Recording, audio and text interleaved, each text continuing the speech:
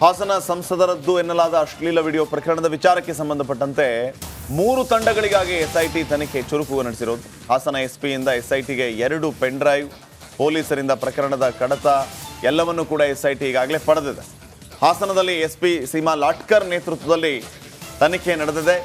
SIT ಕಚೇರಿಯಲ್ಲಿ ಸಂತ್ರಸ್ತೆಯರ ಹೇಳಿಕೆಯನ್ನು ದಾಖಲು ಮಾಡಿಕೊಳ್ಳುವಂತಹ ಕೆಲಸ ಕೂಡ ಆಗ್ತಾ ಇರೋದು. ಮತ್ತೊಂದು ತಂಡದಿಂದ ಟೆಕ್ನಿಕಲ್ ಆಗಿ ವಿಡಿಯೋ ಪರಿಶೀಲನೆ ಅಂದರೆ FSLಗೆ ಕಳಿಸುವಂತಹ ಕೆಲಸ ಕೂಡ ಎಸ್ಐಟಿಯಿಂದ ಆಗುತ್ತೆ. ಸಂಸದ ಪ್ರಜ್ವಲ್ ರೇವಣ್ಣ ಅವರದ್ದು ಎನ್ನಲಾದ ಅಶ್ಲೀಲ ವಿಡಿಯೋ ಪ್ರಕರಣಕ್ಕೆ ಸಂಬಂಧಪಟ್ಟಂತೆ ಈಗ ಎಸ್ಐಟಿ ತಂಡ ರಚನೆಯಾಗಿ ಅದರಲ್ಲಿ ಸಬ್ ಡಿವಿಷನ್ಸ್ ಆಗಿದೆ. 3 ತಂಡಗಳಾಗಿ ಮಾರ್ಪಾಡಾಗಿ 3 ತಂಡಗಳಾಗಿ ಎಸ್ಐಟಿ ತನಿಖೆ ಚುರುಕುಗೊಂಡಿದೆ. ಹಾಸನ ಎಸ್ಪಿ ಅವರು ಎಸ್ಐಟಿಗೆ 2 ಪೆನ್ ಡ್ರೈವ್ಗಳನ್ನು ಹಸ್ತಾಂತರ ಮಾಡಿದ್ದಾರೆ. ಪೊಲೀಸರಿಂದ ಪ್ರಕರಣದ ತನಿಖೆ ತೀವ್ರಗೊಂಡಿದೆ. ಇನ್ನು ಮತ್ತೊಂದು ಕಡೆ ರೇವಣ್ಣ ಪ್ರಜ್ವಲ್ಗೆ ಎಸ್ಐಟಿ ನೋಟಿಸ್ ನೀಡುವ ಸಾಧ್ಯತೆ ಇದೆ.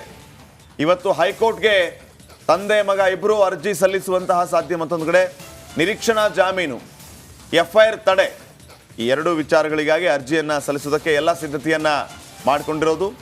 ಇನ್ನು ಮತ್ತೊಂದು ಕಡೆ ರೇವಣ್ಣ ಮತ್ತು ಪ್ರಜ್ವಲ್ ಇಬ್ಬರಿಗೂ ಈ ವಿಶೇಷ ತನಿಖಾ ತಂಡ ನೋಟಿಸ್ ಕೊಡುವ ಎಲ್ಲ ಸಾಧ್ಯತೆಗಳಿದೆ. ಮತ್ತೊಂದು ಕಡೆ ಹೈಕೋರ್ಟ್ಗೆ ಇವರು ನಿರೀಕ್ಷಣಾ ಜಾಮೀನು ಅರ್ಜಿ ಮತ್ತು FIR ಪ್ರಶ್ನೆ ಕೋರಿ ರದ್ದು ಕೋರಿ ಅರ್ಜಿ ಸಲ್ಲಿಸುವ ಸಾಧ್ಯತೆ ಇದೆ. ಇದಕ್ಕಾಗಿ ಸಿದ್ಧತೆಯನ್ನು ಕೂಡ ಮಾಡಿಕೊಂಡಿದ್ದಾರೆ. ಈ ಬಗ್ಗೆ ಇನ್ನಷ್ಟು ಮಾಹಿತಿಯನ್ನು ನೀಡ್ತಾರೆ ಪ್ರತಿನಿಧಿ ನಾಗರಾಜ್. ಈಗ ನೇರ ಸಂಪರ್ಕದಲ್ಲಿ ಜಾಯ್ನ್ ಆಗ್ತಾ ಇದ್ದಾರೆ. ನಾಗರಾಜ್, ಸಾಧ್ಯತೆಗಳ ಬಗ್ಗೆ ನಾವಿಲ್ಲಿ ಮಾತಾಡೋದಾದ್ರೆ ನಿರೀಕ್ಷಣಾ ಜಾಮೀನಿಗೆ ಅರ್ಜಿಯನ್ನು ಸಲ್ಲಿಸೋದು ಜೊತೆಗೆ FIR ಅನ್ನೇ ರದ್ದು ಕೋರಿ ಅರ್ಜಿಯನ್ನು ಸಲ್ಲಿಸೋದು ಚಾನ್ಸಸ್ ಇದೆಯಾ? ಮತ್ತೊಂದು ಕಡೆ SIT ಆಪರೇಷನ್ಸ್ ಯಾವ ರೀತಿ ನಡೀಬಹುದು? ನನ್ನ ನೆಲದ ಭಾಷೆಯು ದೂರ ಬಲು ದೂರ, ಈ ಮನಕಂತೂ ದಾರಿ ತೋರುತ್ತಿದೆ. ಆ ಭಾಷೆಯದೇ ಬೆಳಕು ಬೆಳಕುವ ದೂರ ಎಷ್ಟೇ ಹೋಗಿ ಈ ಭಾಷೆಯಿಂದ ದೂರವಾಗಲಾರಿರಿ. ವಿಮಲ್, ನಮ್ಮ ಭಾಷೆ ಕೇಸರಿ.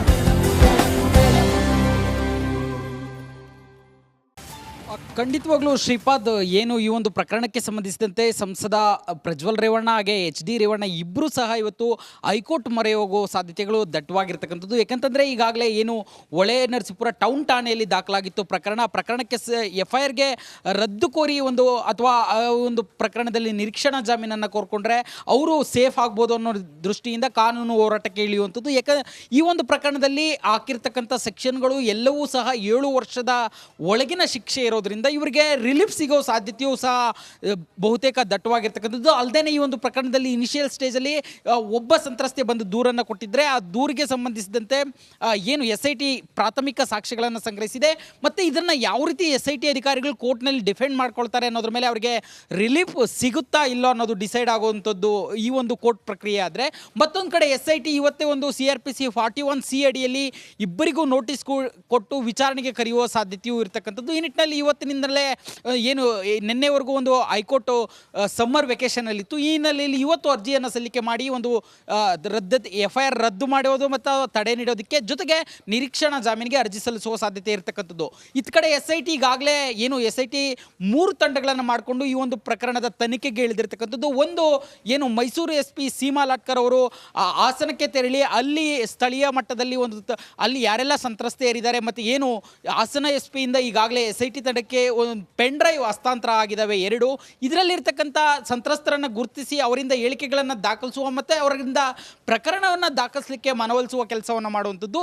ಜೊತೆಗೆ ಈ ರೀತಿಯಾಗಿ ಯಾರಾದರೂ ಸಂತ್ರಸ್ತರು ಮುಂದೆ ಬಂದರೆ ಅವರ ಹೇಳಿಕೆಯನ್ನು ದಾಖಲು ಮಾಡುವ ಪ್ರಕ್ರಿಯೆಯನ್ನು ಸುಮನ್ ಡಿ ಪೆನ್ನೇಕರ್ ಇಲ್ಲಿ SIT ಕಚೇರಿಯಲ್ಲಿ ಮಾಡೋದು ಒಂದು ಕಡೆ. ಆದರೆ ಸಿಕ್ಕಿರ್ತಕ್ಕಂಥ 2 ಪೆನ್ ಡ್ರೈವ್ಗಳಲ್ಲಿ ಸುಮಾರು 2900 ವಿಡಿಯೋಗಳಿದ್ದು ಅವುಗಳನ್ನು ಟೆಕ್ನಿಕಲ್ ಆಗಿ ಅನಾಲಿಸಿಸ್ ಮಾಡಿ ಜೊತೆಗೆ ಅದನ್ನು FSLಗೆ ಕಳಿಸುವ ಪ್ರಕ್ರಿಯೆಯನ್ನು ಮತ್ತೊಂದು ತಂಡ ಮಾಡಲಿಕ್ಕೆ ಸಿದ್ಧತೆಯನ್ನು ಮಾಡಿಕೊಂಡಿರ್ತಕ್ಕಂಥದ್ದು. ಒಟ್ಟಾರೆಯಾಗಿ ಇವತ್ತಿನಿಂದ SIT ತನಿಖೆ ಈ ಒಂದು ಪ್ರಕರಣದಲ್ಲಿ ಸಾಕಷ್ಟು ಚುರುಕುಗೊಳ್ಳುವ ಸಾಧ್ಯತೆ ಇರತಕ್ಕಂಥದ್ದು. Shripad. Okay, thank you Nagaraj ಮಾಹಿತಿಗಾಗಿ.